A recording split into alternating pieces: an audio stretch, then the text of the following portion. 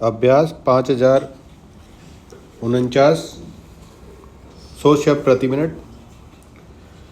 Yes, सभापति महोदय, जिस भावना से मैंने यह बिल पेश किया है उसके महत्व को सरकारी और विरोधी पक्ष दोनों ने एक मत से अनुभव किया है कि देश में बेकारी की समस्या एक भयंकर रूप धारण कर रही है और इसके कारण हमारे देश का विकास, चाहे वह सामाजिक हो, आर्थिक हो या सांस्कृतिक हो, रुका हुआ है। पिछले 55 वर्षों से इसी परिस्थिति का निर्माण होते हुए हम देख रहे हैं। मंत्री महोदय ने यहाँ पर अभी कहा कि राष्ट्रपति इस काम को नहीं कर सकते हैं, क्योंकि यह उनके अधिकार के बाहर है।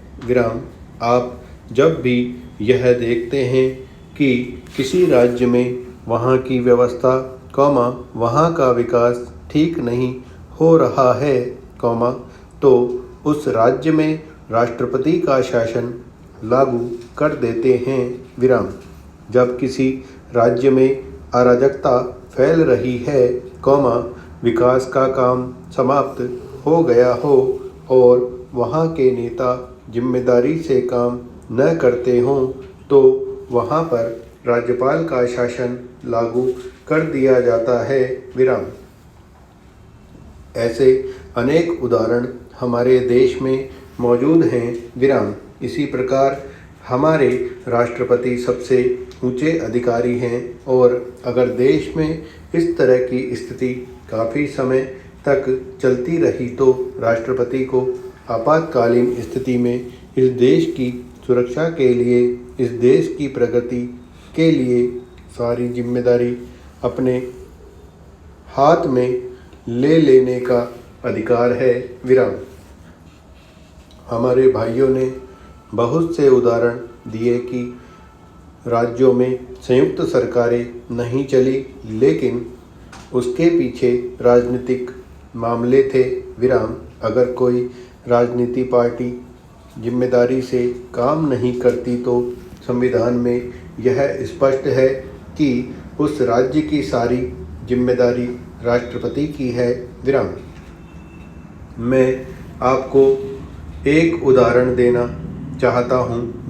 संविधान में आदिवासी हरिजनों की उन्नति के लिए प्रण किया गया था कि 10 वर्ष में उनकी सामाजिक तथा आर्थिक स्थिति को सुधार देंगे, लेकिन यह सरकार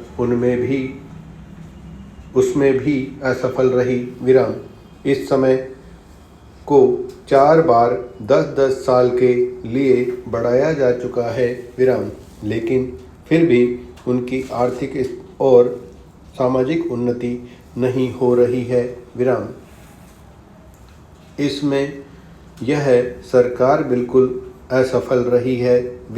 पिछले सत्र में इस विषय पर सरकार के विरुद्ध अविश्वास का प्रस्ताव भी आया था। इसलिए मेरा कहना है कि भारत में इस समय जो बेकारी की समस्या है वह इस ढंग की समस्या है जिसके तहत रहते सारे देश को उन्नत बनाने की व्यवस्था हम सोच रहे हैं।